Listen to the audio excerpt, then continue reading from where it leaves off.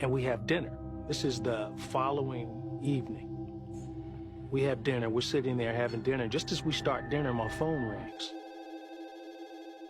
And my girlfriend answers the phone. Hello?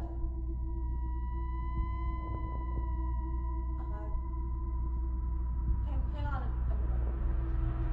All the color went out of her face. And I knew something was wrong. I'm like, what's wrong? And she's stunned. She says, a collect call from Adrian.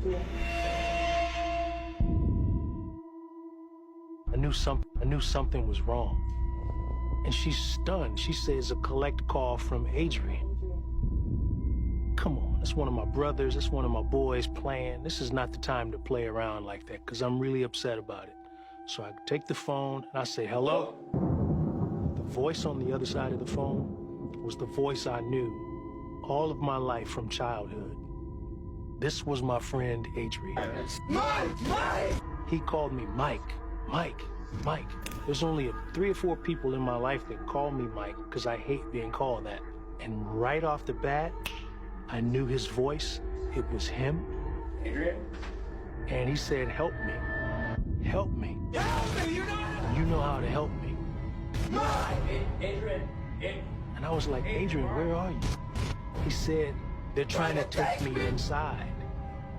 I ran away. Help me. You gotta help me right now before they get back. And then I can hear all these voices screaming at him for being on the phone. I could hear a sound behind him that sounded like I'm only reminded of when I'm near a roaring fireplace or a barbecue pit, when you can hear the heat cut through the air, but it was magnified, and I could hear people screaming and arguing with him, and then I could hear him begin to fight. And I could hear that he was overpowered, and he kept screaming, no, let me go, no, I'm not going, I'm not going, I don't want to go there. Adrian, where are you? And he was screaming my name. Mike! Phone just went dead. The sound dissipated, and that was it.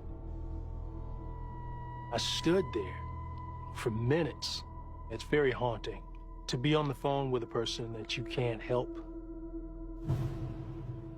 And I talked it over with my girlfriend. She told me to call the operator and see if the operator could put a trace on the number. I tried that. That didn't happen.